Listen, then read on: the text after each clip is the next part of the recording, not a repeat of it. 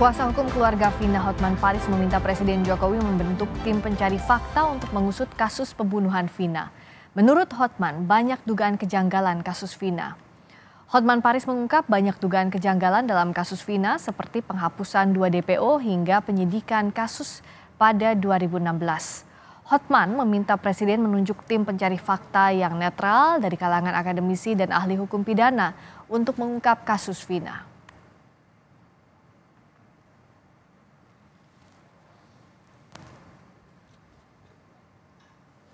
Pelaku tindak pidana lainnya tidak pernah mengatakan bahwa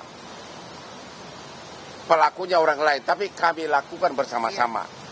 Orang biasanya mengalihkan tanggung jawab kalau dia mengatakan saya tidak melakukan tapi orang lain. Tapi di sini kan kami lakukan bersama-sama.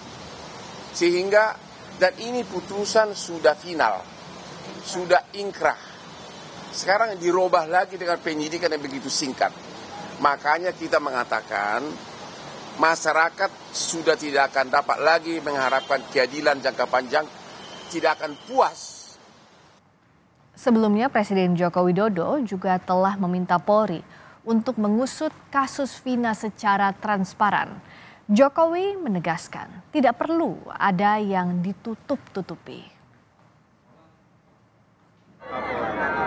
Saya sudah menyampaikan agar kasus itu betul-betul dikawal dan transparan, terbuka semuanya. Tidak ada yang perlu ditutup-tutupi. Kalau ada, ya. Saudara, polisi hari ini melakukan tes psikologi kepada ayah Peggy Setiawan, tersangka kasus pembunuhan Vina dan Eki di Mapolda Jawa Barat. Ayah Peggy menjalani tes sejak pukul 10 pagi.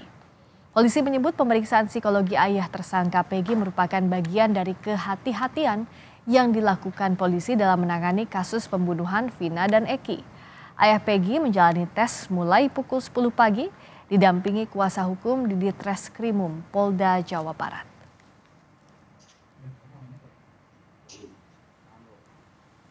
Polda Jawa Barat juga menjadwalkan tes psikologi bagi Ibu Peggy Kartini hari ini. Namun kuasa hukum menolak karena dinilai tak ada kaitannya dengan kasus Vina dan Eki.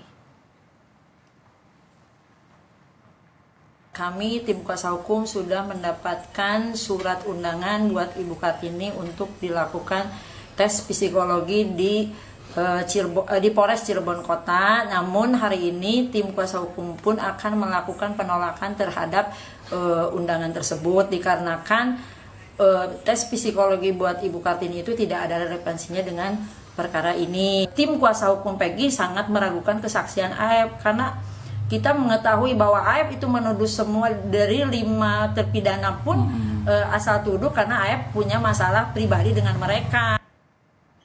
Sebelumnya tersangka kasus pembunuhan Vina Eki, Peggy Setiawan, Sabtu kemarin juga menjalani pemeriksaan psikologi di Direktorat Reserse Kriminal Umum Polda Jawa Barat. Dalam pemeriksaan tersebut, Peggy Setiawan didampingi tim kuasa hukumnya. Selain tim kuasa hukum, Kartini, Ibu Peggy pun turut diundang oleh pihak kepolisian untuk menyaksikan tes psikologi terhadap Peggy. Ibu Peggy datang membawa pakaian Peggy untuk dititipkan. Setelah 2 hari menjalani tes psikologi, tersangka kasus pembunuhan Vina dan Eki Peggy Setiawan dijadwalkan akan melakukan tes poligraf atau tes pendeteksi kebohongan pada Rabu 12 Juni mendatang. Kuasa hukum Peggy mempersilahkan penyidik untuk melakukan semua rangkaian tes pemeriksaan terhadap kliennya asalkan penyidik terbuka dengan apapun hasil dari tes tersebut. Hari Rabu itu akan dilakukan tes poligraf. Tes poligraf ini adalah untuk mendeteksi kebohongan. Nah, silakan saja ya. Kalau penyidik mau melakukan tes poligraf silakan saja. Namun sampai hari ini kami belum mendapatkan undangan atau pemberitahuan resmi atau tertulis dari penyidik untuk dilakukan tes poligraf terhadap klien kami Peggy Setiawan. Nah, cuma kami menginginkan kalau serangkaian tes baik psikologis maupun poligraf tes kebohongan ini telah selesai dilakukan, penyidik juga harus fair ya. Besok saudara tersangka kasus Vina, Peggy Setiawan akan menjalani tes kebohongan. Bisakah tes psikologi ini mengungkap kasus Vina, kita akan bahas bersama Yusuf Warshim, Komisioner Kompolnas, dan Handoko Gani, pakar mikro ekspresi. Selamat malam, Pak Yusuf, Mas Handoko. Selamat malam, Priska. Malam, saya ke Pak Yusuf dulu. Dari tes kebohongan yang akan dilakukan besok, ini apakah bisa jadi momen penting untuk penyidikan menurut Kompolnas? Sementara saat ini faktanya adalah masih banyak bukti-bukti terkait dengan pembunuhan ini yang belum terungkap. Baik, terima kasih Priska. Kompolnas sendiri sebagai pengawas Polri dalam hal penyidikan kasus Vina ini, terutama pasca penangkapan Peggy PS yang telah ditetapkan sebagai tersangka, untuk memperkuat alat bukti agar menjadi terang peristiwa pidananya, perbuatan pidananya, kami mendorong penguatan pembuktian yang didukung oleh scientific crime investigation. Tentu ketika ada kebutuhan untuk melakukan pemeriksaan psikologi, tentunya dalam hal ini kaitannya dengan tersangka psikologi kriminal ya, psikologi forensik. Nah, termasuk juga kaitannya dengan pemeriksaan poligraf atau lie detector, itu tentu sebagai instrumen dalam rangka memperkuat pembuktian yang didasarkan pendekatan scientific crime investigation. Pemeriksaan psikologi forensik, psikologi kriminal, pemeriksaan poligraf tentu bukan merupakan alat bukti. Ya. Yang akan menjadi alat bukti itu tentunya adalah khususnya poligraf ya, kewenangan pada hakim. Itu pun nanti diwujudkan dalam keterangan ahli. Ahli yang dimaksud adalah si pemeriksa poligraf yang tentu sudah memiliki track record dan integritas yang tidak diragukan, dan itu kan nanti diuji kalau itu hakim memerlukan pembuktian yang didasarkan pada pemeriksaan poligraf. Kaitannya dengan penyidikan ini kami lihat sebagai alat bantu saja. Ya. Ilmu yang menjadi instrumen untuk mendukung proses penyidikan agar benar-benar pendekatannya bisa scientific crime investigation. Itu kami melihatnya, Priska. Iya, Pak Yusuf, kan kita sepakat bahwa lie detector ini selalu jadi alat bantu tambahan saja dalam proses penyidikan. Tapi pada faktanya sekarang, bagaimana Kompolnas melihat produktivitas penyidikan kasus Vina? Karena dalam ditetapkannya tersangka Peggy Setiawan misalnya, itu belum ada alat bukti terkait peristiwa pidana yang dimaksud, yakni peristiwa pembunuhan Vina dan Eki sampai saat ini, Pak Yusuf. Ya, kami pada saat melakukan gelar klarifikasi di Polda Jabar, memang kami terkait dengan penangkapan dan penetapan PS sebagai tersangka itu, kami menanyakan apa alat buktinya. Penyidik sudah menjelaskan 2 alat bukti yang dimaksud. Tentu kami menghormati kewenangan penyidik yang meyakini 2 alat bukti tersebut. Hanya kami waktu itu memberikan saran, kami berharap ada penguatan alat bukti lain, misal kalau itu keterangan saksi, ada saksi-saksi lain yang lebih memperkuat. Nah, sekarang kan ada saksi alibi dari pihak tersangka PS. Tentu ini harus diperiksa, jangan sampai kebenaran itu ada pada saksi alibi yang menjelaskan pada tanggal 27 Agustus PS ada di Bandung, bukan di Cirebon. Artinya kalau alibinya benar, PS tidak mengetahui ada perbuatan peristiwa pembunuhan itu. Yang kedua terkait dengan bukti surat. Nah, tentu kami mendorong pada waktu itu alat bukti surat itu diperkuat dengan pendekatan scientific crime investigation. Keterangan ahli yang bisa memperkuat alat bukti yang tidak hanya didasarkan minimal 2 alat bukti. Nah, tentu ini kan penahanannya sudah lewat 20 hari dan sudah diperpanjang 40 hari. Kami tentu tentunya ya, penguatan alat buktinya sudah banyak seharusnya gitu. Nah, masuk apa yang akan dilakukan pada saat ini, sekali lagi Priska, terkait dengan pemeriksaan poligraf itu hanya alat bantu berbasis keilmuan. Apakah akan menjadi alat bukti ya nanti itu hakim. Itu pun nanti mengantisipasi dalam beberapa kasus itu ada petunjuk katakanlah dari jaksa penuntut umum meminta untuk poligraf. Sepertinya ini sudah didahului. Namun walaupun demikian, semua pemeriksaan terhadap PS tidak boleh melanggar hak-hak tersangka. Salah satu hak tersangka yang diatur dalam KUHP pasal 50 sampai 56 itu adalah hak memberikan keterangan secara bebas. Artinya tidak boleh ada paksaan, intimidasi. Terkait dengan pemeriksaan poligraf tentu harus mendapatkan persetujuan yang diperiksa. Apabila ada kuasa hukumnya tentu harus diketahui oleh kuasa hukumnya.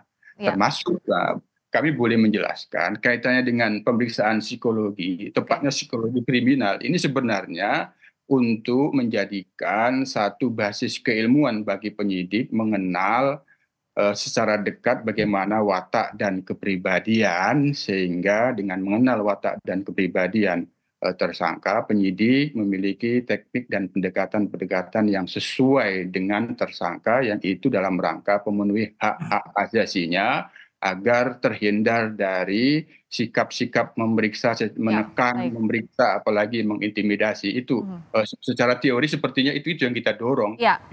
Oke.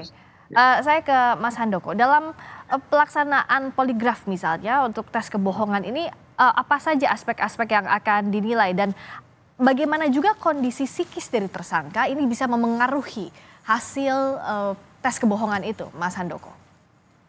Ya, saya memberikan perkenalan dulu. Kalau saya memang salah satu pengguna authorized operator dari layer voice analysis. Yang di banyak negara merupakan tandem dari poligraf. Jadi saya bukan poligraph examiner certified gitu ya.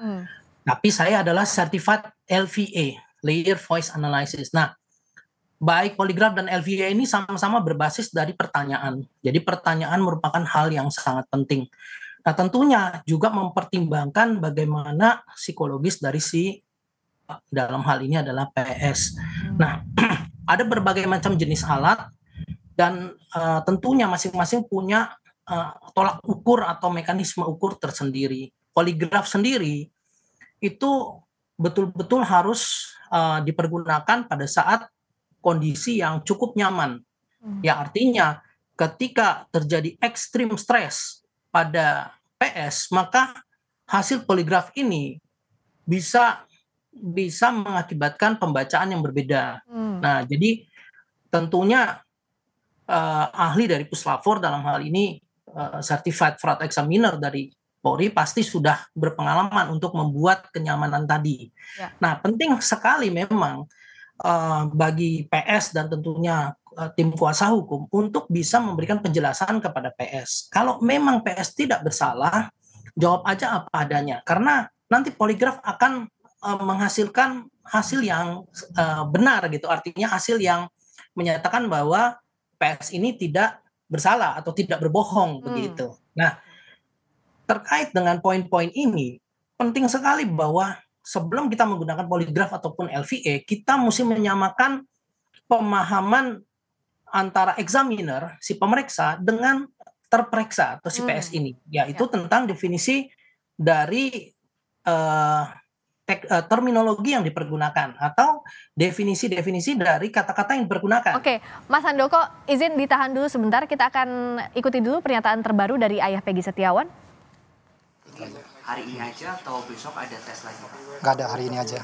Cukup hari ini aja. Jadi saya tambahkan mungkin. Jadi saya tanya maksud tujuan dilakukan psikolog forensik apa? Ini untuk rangkaian proses penyidikan guna pengungkapan. Jadi selain itu untuk menggali fakta-fakta, itu aja sih tujuannya. Jadi hari ini aja? Nah, hari ini aja. Jadi tadi saya tanya juga ke yang tim psikolognya, mempertanyakan untuk apa ini? Untuk melihat pola asuh seorang bapak kepada anak di waktu kecil. Itu saja sih. Ya, jadi tujuannya itu aja. Pak, itu sebelumnya sempat menolak apa dilakukan di hari ini? Kita tidak menolak. Kita langsung datangnya sesuai dengan surat panggilan. Kita dapat surat panggilan untuk hadir hari ini. Tadi mulai kita Kita mulai tadi jam 10:30, selesai jam 18.15. Oke, itu aja mungkin ya. Agenda lagi setelah tes ini, kedepannya ada agenda. Sementara agenda untuk dari penyidik belum ada. Oke, terima kasih ya. Sementara itu ya. Oke. Ayah Peggy, satu lagi dong. Selain menggambar musik tadi, ada nggak sih pertanyaan yang lebih mendalam terkait selain masa kecil? Nggak ada sih, nggak ada, cuman gitu aja, cuman tanya jawab terus ngobrol-ngobrol santai aja gitu. Nggak ada lagi ya, nggak ada, nyantai aja. Kita sambil santai, ngobrol sambil santai aja, gitu aja. Iya. Oke, makasih ya. Siap. Oke. Mas Handoko, kalau tadi kita dengarkan ya apa yang dikatakan Ayah Peggy, ditanyakan juga soal pola asuh masa kecil, ini seberapa relevan saat menanyakan ini kepada orang yang diperiksa? Kalau mengenai seberapa persen relevansinya, saya tidak punya datanya. Tetapi memang kalau saya perhatikan tujuan dari psikolog forensik yang sedang dilakukan adalah untuk melihat kecenderungan. Artinya apakah dari faktor orang tua dalam hal ini itu mempengaruhi pola pikir, pola pikir dan pola tindakan dari seseorang, yaitu PS ya. Dan dalam hal ini dikaitkan nanti dengan kemungkinan dia akan bertindak membunuh tadi atau merencanakan pembunuhan. Nah, itu yang sedang dicari benang merahnya kalau ada, gitu ya. Nah, jadi tentunya ini juga menjadi sebuah catatan pertimbangan bahwa bisa terjadi orang tua mengasuh seperti pola tertentu, tetapi dalam perkembangannya ternyata si anak ini tidak dekat dengan orang tua, tapi dengan neneknya, kakeknya, dengan temannya, dengan organisasi tertentu yang membuat psikologi condition dari si anak, si PS ini berubah. Nah, ini juga perlu dipertimbangkan sebetulnya. Ya. Baik. Jadi saya nggak bisa menyatakan relevansinya sangat tinggi. Apalagi kalau ini terkait misalnya ya dengan dugaan bahwa ini adalah terkait dengan organisasi apa namanya, klub bermotor gitu ya. Iya, geng motor. Apakah ini bisa mempengaruhi pola pikir, pola tindak dari seseorang?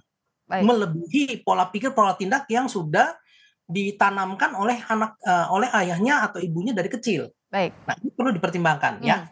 Ya, ini yang nanti akan kita tunggu besok apa hasil pemeriksaan tes kebohongan terhadap Peggy Setiawan. Tapi yang jelas kita harapkan bahwa penyidik mengumpulkan bukti-bukti, 5 alat bukti untuk menguatkan bahwa siapa yang merupakan pelakunya, dibuka faktanya secara transparan agar publik bisa percaya. Terima kasih Pak Yusuf Warshim, Komisioner Kompolnas. Terima kasih juga Mas Handoko Gani, pakar mikroekspresi. Selamat malam. Terima kasih Puska, Mas Handoko.